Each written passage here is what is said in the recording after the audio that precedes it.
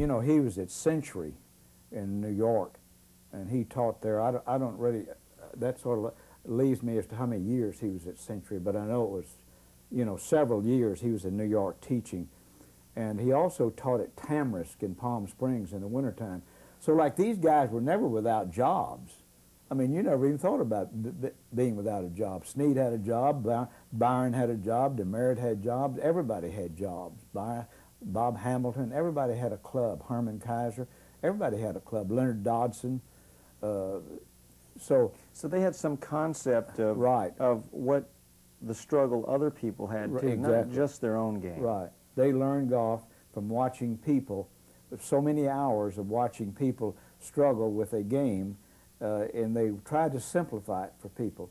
And when you're trying to verbally do this, where you can't feel for them, and I can't balance them the way I want to, I have to verbalize this and hope that they get it. And you try not to verbalize what you think about golf. You try to get a game fitted on this guy. I mean, it's my job to see that he plays. Well, he might not be able to play exactly like he sees himself. I have to see him playing with what he has, with his balance skills, his timing skills, the time he has to play, the passion he has for the game. I've got to fit a game on that. I can't fit a game on this idealistic guy that you'd have that could spend all of his life playing golf. This guy has to work. So in some small way, do you think that teaching the game helped Hogan as a player? Absolutely. No question about it. I mean, Hogan, there was a kid named Gardner Dickinson who was a bright guy, a great student in college and everything. And Gardner just couldn't get enough of the way that Hogan thought. And Gardner thought in terms of the college coach and the college team and that sort of thing. And Hogan came from another era, and Gardner couldn't get over that.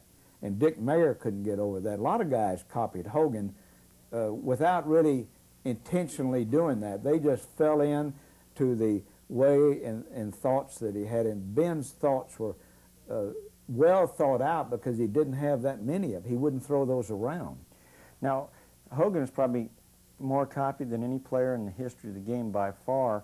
Why do you think they copied Hogan?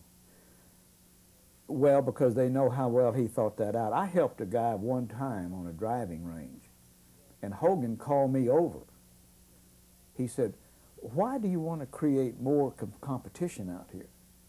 He said, "You're over there helping this guy out. Leave him alone. Leave him dumb and alone. Let's don't have another guy we got to deal with out here."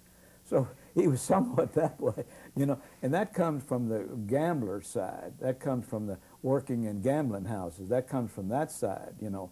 It's a win deal here, and it's taking the edge, and he's not giving anybody the edge. I mean, you play with him, and he would say good shot, but he certainly was not going to carry on in conversation with you out there today. You can forget that.